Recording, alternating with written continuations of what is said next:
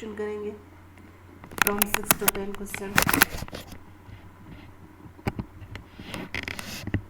Question number 6 is the unit of frequency is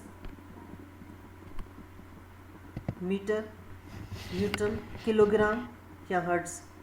आपको पता है कि फ्रीक्वेंसी का जो यूनिट होता है वो हर्ट्ज होता है, which is equal to cycle per second. ठीक है, इसके बाद वाइब्रेशन पर सेकेंड, ऑसिलेशन पर सेकेंड। ये जो सारे यूनिट हैं ये फ्रीक्वेंसी का यूनिट है। ठीक है, तो ऐसा यूनिट जो फ्रीक्वेंसी का है वो क्या है? हर्ट्ज इज द ऐसा unit of frequency. Next question है frequency and time period are. आपको पता है कि फ्रीक्वेंसी एंड टाइम पीरियड क्या है? F is equal to 1/T, formula आपने पढ़ा है। So they are reciprocal to each other. Frequency और टाइम पीरियड क्या होते हैं? रेसिप्रोकल होते हैं। क्यों रेसिप्रोकल होते हैं? लेट सपोज ये हमने एक वेव बना दी, दूसरी वेव, तीसरी, चौथी वेव। अगर यहाँ पे हमने देखें कि अगर यहाँ से लेके यहाँ तक 1 सेकंड ले रहे हैं, ठीक है, तो 4 वेव्स बनी, तो इसकी फ्रीक्वेंसी क्या बनेगी? 4 divided by 1 that is equal to 4 hertz. अगर 4 वाइब्रेशन हो रही है 1 सेकंड में तो 4 हर्ट्ज फ्रीक्वेंसी बनेगी। अगर इसी टाइम को मैं बढ़ा दूँ, यहाँ से लेके यहाँ तक जो टाइम था इसको अगर 2 सेकंड कर दें तो इसकी फ्रीक्वेंसी अब क्या बनेगी? 4 divided by 2 that is equal to 2 hertz. ठीक है, जब मैंने क्या देखा, यहाँ पे जब मैंने टाइम को बढ़ाया तो फ्रीक्वेंसी क्या हो गई?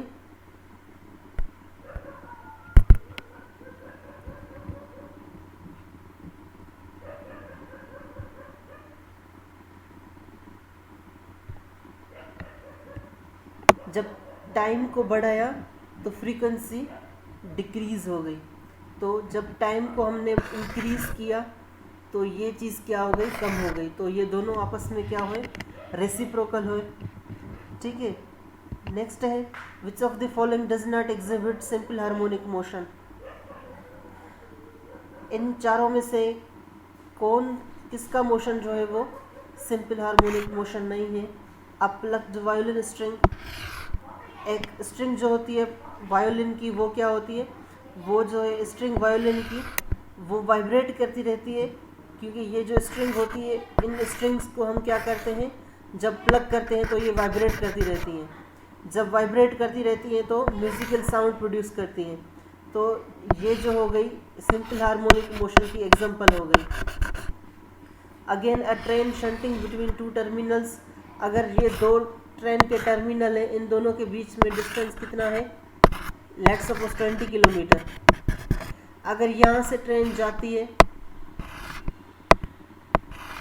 फिर वापस आती है, फिर वापस जाती है, फिर वापस आती है, ठीक है, यहाँ पे वाइब्रेशन तो हो रही है, ऑसिलेशन तो हो रही है, लेकिन जो यहाँ पे डिस्प्लेसमेंट है, मैक्सिमम डिस्प्लेसमेंट क्या बनेगी? 10 किलोमीटर। यहाँ से लेके यहाँ तक 10 किलोमीटर बनेगी। तो एम्पलीट्यूड बनेगा 10 किलोमीटर का।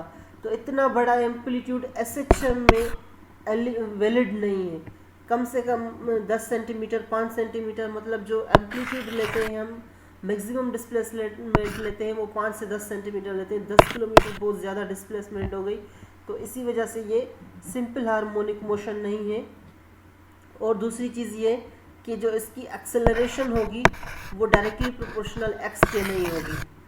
ठीक है, तो फर्स्ट कंडीशन जो है एसएचएम की के acceleration directly proportional to x के।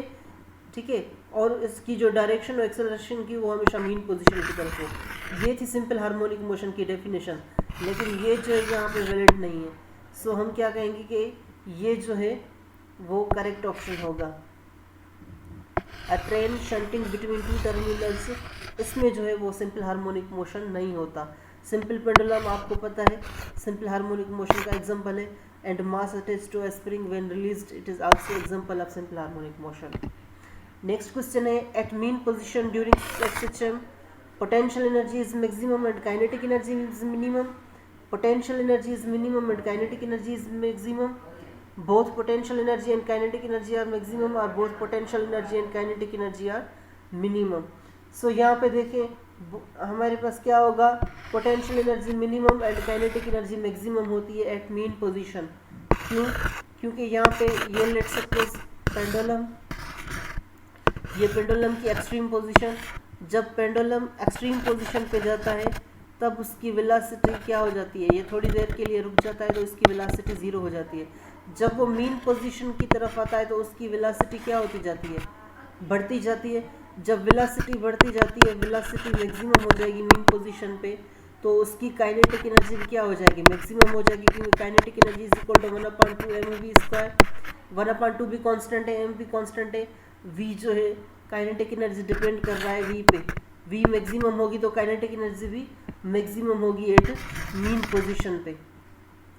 सो potential energy is minimum and kinetic energy is maximum. Option number b is correct.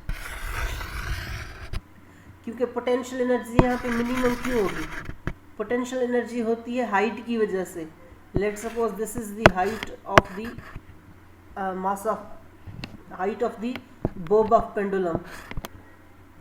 अब क्या होगा यहाँ पे, ये देखें मीन पोजीशन पे पोटेंशियल एनर्जी क्या बनेगी, पोटेंशियल एनर्जी का फार्मूला होता है mgh।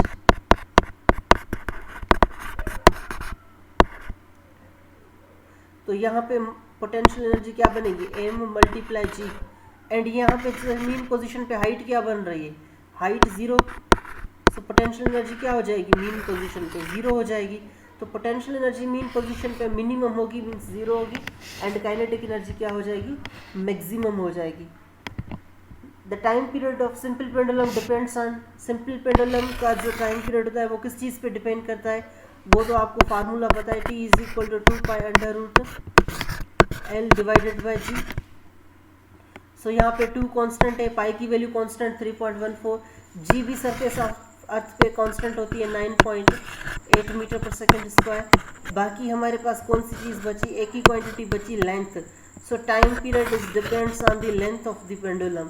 सो यहाँ पे ऑप्शन क्या करेक्ट होगा, लेंथ ऑफ द पेंडुलम। ठीक है, सो ये सवाल होके आपको समझ में आ गए होंगे। अब देखेंगे नेक्स्ट क्वेश्चंस।